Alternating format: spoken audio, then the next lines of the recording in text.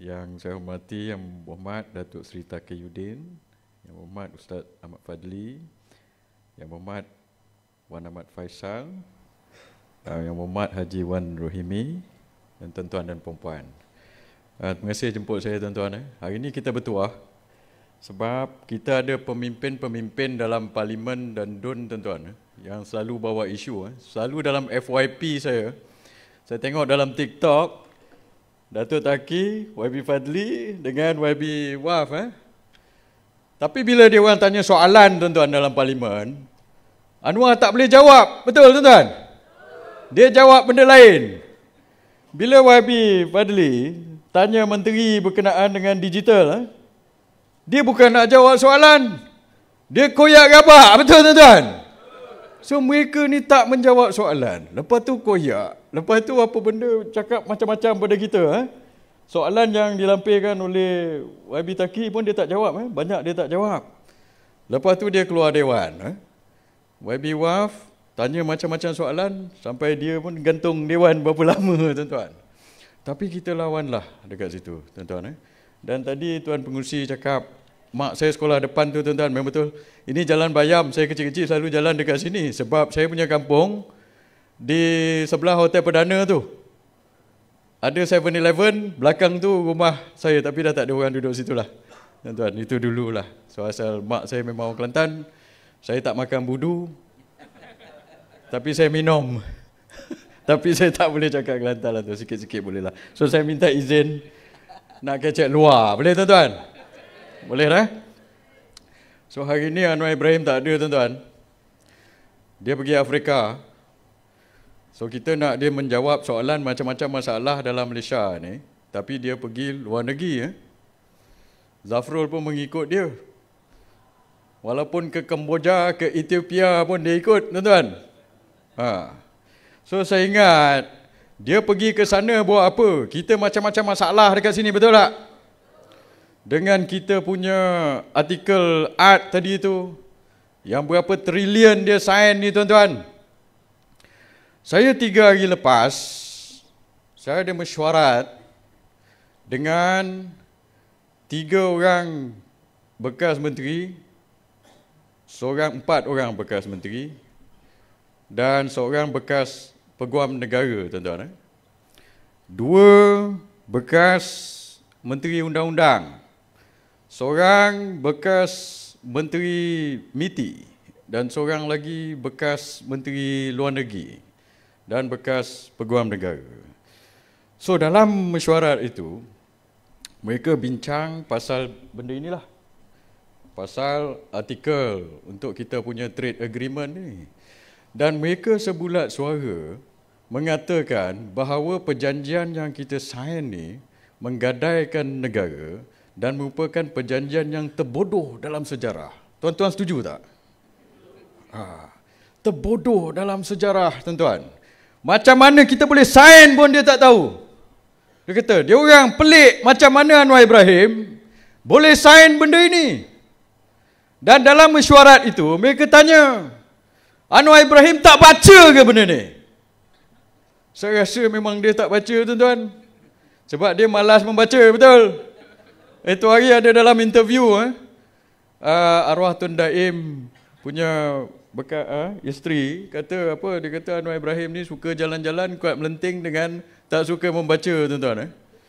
Sebab saya tak tahu sama ada dia baca dia tak faham atau dia tak baca langsung. Ada dua-dua berkenaan itu. Sebab kalau kita tengok dalam perjanjian itu, saya cerita secara cepat tuan-tuan. Dalam perjanjian itu ada lebih kurang 80 perkataan syal. Syal ni wajib kita buat. Tapi untuk Amerika cuma ada 5 tak salah saya. Kita wajib ini, wajib itu, wajib ini, wajib itu. Lepas tu tuan-tuan tahu berapa yang kita bagi kepada Amerika ni. Kita sign. Itu hari saya berucap di Melaka. Masa hari dia sign itu, saya kata kita sign 1 trilion. 1 trilion kita kena beli ini, kita kena beli itu tuan-tuan daripada Amerika ni. Saya nak tanya tuan-tuan, tuan-tuan tahu tak 1 trilion ini dalam satu masa kita sign ini, satu hari aja kita janji untuk bagi mereka macam-macam kontrak 1 trilion ni banyak mana? Tuan-tuan tahu kita punya REE yang kita kata tadi, YB cakap tadi pasal REE, rare earth kita, nadir bumi kita. Satu Malaysia ini, yang nadir bumi, REE kita ada dalam tanah ini tuan-tuan, berjumlah 700 bilion. So kalau kita korek semua REE ini kita proses, nilai dia cuma 700 bilion. Tapi dalam satu hari, Anwar Ibrahim sign 1 trilion dia bagi. Lebih besar daripada semua nadir bumi yang kita ada dekat Malaysia ini. Emas. Tuan-tuan ada emas. Saya nasib baik hari ni datang naik kapal terbang. Kalau saya naik kereta, saya pun bawa dulang. Sama saya nak pergi juga. Emas dekat Kelantan ni tuan-tuan, dianggarkan yang kita dah buat prospektus, tak salah saya lebih kurang 200,000 ounce. Tapi sebenarnya mungkin lebih daripada itu. Okeylah, kita ambil dalam 500,000 ounce lah. 1 ounce 31 gram, 1 gram sekarang berapa kak? 999, dalam 600, betul? 600. Kalau 600, maksudnya nilai yang ada di Kelantan ini untuk emas dalam 3 bilion ke 5 bilion. 3 ke 5 bilion campur dengan nilai REE itu tuan-tuan, 700 bilion, 705 bilion emas. Masih tak cukup. Jauh berbanding dengan apa yang Anwar Ibrahim sign tu. Dia sign 1 trilion. Sebab itu kita marah. Macam mana bila dia sign ini, dia tak bawa pergi parlimen. Ini bukan 1 juta, bukan 100 juta. Ini 1 trilion. Awak korek awak punya RE, korek emas. Esok dapat semua emas, semua RE. Masih tak sama dengan 1 trilion yang dia janji. Ini masalah dia tuan-tuan. Dia tak pergi. Dia buat begini. Lepas itu, bila kita tanya dia, dia tak menjawab lah. Dia kata, ini kuasa lah, kuasa dia lah, nak sign ke bagaimana. Saya nak bawa benda ini. Saya nak syorkan, agar kita buat, apa ni orang kata, siasatan. Sama ada apa yang dia buat ini, melanggar undang-undang atau tidak. Mungkin kita boleh buat laporan polis. Laporan polis. Sama ada apa yang dia buat ini adalah di bawah bidang kuasa dia ke tidak. Sebab kalau dalam perkara sebesar ini sepatutnya dibawa ke parlimen. Dibawa ke parlimen. Banyak Datuk Taki peguam, YB pun peguam. Setahu saya lah, dalam perkara yang tidak dinyatakan dalam akta atau undang-undang sebesar ini, mereka kena bawa pergi parlimen. Tapi dia bawa ke tidak, tuan-tuan? Kita nak bincang pun tak boleh. Kita nak bincang pun tak boleh. Dan lepas itu, tuan-tuan, kita sign ni beria. 1 trilion ini, tuan-tuan. Di Amerika pun tak setuju. So, kerajaan kita Anwar Ibrahim, beria sign 1 trilion, untuk bantu syarikat-syarikat yang ekspor ni kebanyakannya bukan syarikat kita pun. Saya dah bagi tahu itu hari, ini syarikat Amerika. Yang syarikat hantar chip-chip ni semua, semiconductor ni siapa? Intel, Western Digital, Hewlett Packard. Ni syarikat siapa tuan-tuan? So syarikat Amerika buka kilang dekat sini, dia produce barang dia, nak hantar balik barang dia masuk Amerika, dia kena cukai tarif. Yang kita tak pasal-pasal melompat nak tolong bayarkan buat apa, betul tak? Dan bukan sikit-sikit, 1 trilion. Kita janji pada mereka ini. Dan kita tengok dalam 2-3 hari ini, minggu lepas, dalam mesyuarat dengan bekas-bekas menteri dan bekas peguam negara itu pun saya cakap. Saya kata di Amerika pun dia tak setuju benda ini. Sebab bila Trump buat macam ini, harga barang di Amerika menaik. Harga dia punya harga daging, tuan-tuan, dengan kopi dia naik. Jadi 1 pound $10 menjerit orang Amerika. Dia pun tak setuju. Mahkamah Amerika pun telah membuat keputusan bahawa tarif Trump ini melanggar undang-undang. Dia masih buat rayuan dekat situ. So, dia orang pun tak nak, dia pun tak setuju, kita beria pergi sains. Masuk akal ke tak, tuan-tuan? Tak masuk akal. So, sebab itu saya tak faham lah. Sama ada, mungkin kita faham lah. Tetapi mereka yang tak faham, tetapi dia beria sangat, mungkin terlampau try hard sangat, nak impress Donald Trump, dapat pen sampai berjoget-joget, tuan-tuan. 1 trilion kita gadaikan. Dan lepas tu tuan-tuan tahu apa yang kita janji. 1 trilion itu tak campur yang itu, dah campur yang berapa 30 biji kapal terbang dengan ada 30 biji Boeing itu. Lepas itu kita kena beli ni. Kita kena beli gas daripada Amerika 3.4 bilion US dollar. 3.4 bilion US dollar ni dalam berapa? 13 bilion ringgit, lebih kurang macam tu, tuan-tuan. Kita pengeluar gas. Kita keluarkan gas di Malaysia. Sarawak, Sabah keluarkan gas. Di Terengganu, di Natuna ni pun ada gas. Bila kita yang keluarkan gas, apa sal pula kita kena beli daripada Amerika, betul tak? Jauh tu. Dan apa implikasi kepada kita? Apa implikasi kepada tuan-tuan? Bila kita komit nak beli gas dengan berapa belas bilion ini duit Petronas. Setiap tahun, Petronas bagi kepada kerajaan persekutuan dalam 30 bilion, ada sampai 50 bilion. So 30 ke 50 bilion. Tapi bila dia komit nak beli daripada Amerika, Petronas kena beli daripada Amerika, bagi separuh daripada yang kita bagi dividen ini. Dia bagi dividen. So kalau Petronas kena beli daripada Amerika, tuan-tuan, kurang duit dia, bila kurang duit dia, dia boleh bagi dividen tak pada kerajaan? Bila dia tak boleh bagi dividen, apa jadi dengan kita punya ini, tuan-tuan? Kita nak tuntut royalty. Tuan-tuan dulu tuntut royalty, betul? Terengganu tuntut royalty. Di Sabah, saya nak cakap dalam live ini. Awak tuntut 40% revenue daripada kerajaan persekutuan. Sekarang saya nak cakap kepada pengundi-pengundi Sabah dan orang-orang Sabah. Awak ingat Anwar Ibrahim akan tunai ke tidak? Saya tak rasa Anwar Ibrahim tunai. Saya rasa dia tak akan tunai dan dia tak boleh tunai. Macam mana dia nak tunai? Dia sign dengan Amerika ni, nak beli macam-macam. Pakai duit siapa? Petronas, betul? Dah bila Petronas kurang duit, macam mana nak bagi awak 40%? Macam mana nak janji dengan Petros lagi Sarawak pun akan terkesan. Tuntutan kita punya royalty, minyak dan sebagainya, Kelantan dengan Terengganu pun kita tak dapat. Dia dah janji di sana, betul tak? Bila kita minta, tuan-tuan, bila Kelantan minta, Terengganu minta royalty, dia bagi ke tak? Dia tak bagi. Tapi bila Amerika minta suruh beli, dia bagi ke tidak? Dia bagi. So kenapa?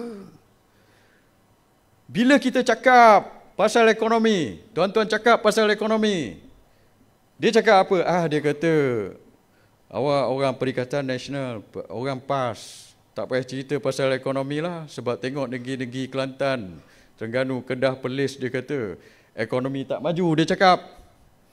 Saya balas balik pada dia, macam mana kita nak, orang kata, nak membangunkan ekonomi, bila pitih siapa yang pegang, tuan-tuan? Kerajaan persekutuan yang pegang, betul? So kita berusaha, kita bekerja di Kelantan, di Terengganu, di Kedah, Perlis. Tapi bila cukai dan bila hasil bumi, duit siapa dapat? Dia dapat. Dia pegang beg duit. Lepas itu, bila kita tak boleh belanja, dia menyalahkan kita. Betul ke tidak itu, tuan-tuan? Tak boleh macam itu. Dan bila kita tuntut duit minyak, duit royalty dan sebagainya, dia tak nak bagi. Tapi dia bagi ke Amerika. Dalam annex itu saya tengok, tuan-tuan, arang batu. Arang batu pun kita kena beli daripada Amerika. Logik ke tak logik ni arang batu kita nak beli Amerika? Sikit punya jauh, tuan-tuan. Dalam perjanjian itu bukan sahaja kita kena beli gas ini, 3.4 bilion, arang batu pun kita kena beli daripada Amerika. So jumlah segala benda yang kita janji dengan Amerika ini adalah 1 trilion. Lebih banyak daripada jumlah REE yang ada bawah tanah dan lebih banyak 20 kali ganda, tak salah saya lebih banyak. Bukan 20 kali ganda, 200 kali ganda. 200 kali ganda lebih banyak daripada jumlah emas yang ada dekat Kelantan ni. Tuan-tuan, lombong emas, saya cakap tadi 5 bilion kan? Dia janji 1 trilion. 1 trilion itu adalah 200 kali ganda jumlah emas yang ada di Kelantan. Satu hari aja dia sign, dia bagi ke sana. Sebab itu ini tuan-tuan adalah satu yang amat membimbangkan. Sebab itu saya setuju dengan pemuda PAS, dengan tuan-tuan dalam Perikatan Nasional, kita kena turun beramai-ramai tuan-tuan, kita buat himpunan. Tuan-tuan setuju ke tidak? Setuju. Sebab kajian hari ini, di Parlimen dia tak nak dengar kita cakap. Bila kita tanya, dia keluar dewan, betul? Dia tak jawab, dia keluar dewan, lepas tu dia tempelaknya kita. Bila YB Fadli tanya, dia kata apa soalan je ni macam ni, dia tak nak menjawab soalan. So kita kena tunjuk kepada mereka. Ingat masa ISET dulu tuan-tuan, perempuan. Kita turun beramai-ramai, betul tak? Saya ingat isu ni adalah lebih besar daripada ISET. ISET tu treaty, kita kena ratify tuan-tuan. Ini dia dah sign. Ekonomi kita macam mana akan jadi? Ini yang menjadi masalah. Lepas itu, siapa yang kena melawan mereka daripada dalam isu ini tuan-tuan? Kita lah. Tadi YB kata kita nak harapkan kepada kawan kita. Saya dulu dalam UMNO. Tapi sekarang UMNO di atas dah jadi AMDAP. Saya UMNO original, tuan-tuan. Ramai dia akan umbi orang UMNO original. Dia tak setuju dengan pemimpin atas AMDAP ini. Tapi orang AMDAP ini tak boleh nak bersuara. So saya nak tengok dalam isu perjanjian perdagangan ini, pemimpin-pemimpin AMDAP ni cakap apa tuan-tuan? Bila kita buat himpunan nanti, apa pemimpin-pemimpin AMDAP ni cakap? Betul tak? Lepas ni apa lagi nak jadi? Berapa tahun Anwar Ibrahim memerintah, dia dah perkenal macam-macam. Itu hari dia perkenalkan URA, tuan-tuan ingat? Bila dia perkenalkan URA, habis. Kampung Sungai Baru itu hari. Nasib baik kita di Parlimen itu hari, kita lawan. YB Taki, YB Fadli, lawan di Parlimen. Tak jadi dia sign, dia tangguhkan sebentar. Kalau tidak, apa akan jadi? URA nombor 1. Lepas tu benda ini lagi tuan-tuan. 1 trilion habislah. Dan lepas ini, dia tahu dia tidak boleh menang PRU16. Lepas tu dia akan buat persepadanan semula pula. Dia akan buat. Saya jamin dia akan buat. Sebab kalau dalam persepadanan biasa, saya tak rasa mereka boleh kekal berkuasa. So bila dia buat persepadanan semula, tuan-tuan di Kelantan, sekarang ada berapa? 14 parlimen. Kemungkinan tuan-tuan dapatlah 2 atau 3 parlimen yang tambahan. 2-3 parlimen tambahan. Tetapi di Selangor dan Pulau Pinang, berapa puluh parlimen dia tambah. Apabila perkara ini berlaku tuan-tuan, kita orang-orang kita mengundilah Perikatan Nasional 100% sekalipun, tetapi kita masih tidak boleh bentuk kerajaan. Bila kita tidak boleh bentuk kerajaan nanti sebab mereka buat perkara-perkara pelik macam ini, lagilah banyak dasar-dasar yang dia buat. Bukan sekadar dia buat URA, dia buat perjanjian dengan Amerika. Ini yang menjadi masalah tuan-tuan. Sebab itu kita kena tolak mereka-mereka ini. Di Sabah, Anwar janji 40%, tapi lepas itu Peguam Negara pergi rayu. Ini lagi satu tak masuk akal. Kalau dia setuju nak bagi 40%, dia rayu ke tidak? Dia tak rayu.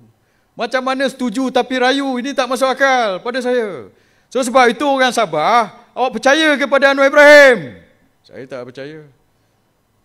Kalau dia undi lagi Anwar Ibrahim dan parti-parti mereka di Sabah ini, saya tak tahulah apa lagi yang mereka kena lepas ini. Ini 5 tahun punya perkara.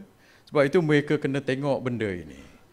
Kalau dia setuju, dia tak rayu. Kali ini dia setuju, dia kata dia setuju, tetapi dia rayu 40% tu tuan-tuan. So banyak perkara-perkara begini yang terjadi pada kita secara halus tuan-tuan, kita akan hilang. Kita dah tak ada kuasa politik dah tuan-tuan. Di Kelantan mungkin awak tak rasa sangat. Sebab awak masih memerintah kerajaan negeri. Saya di Selangor.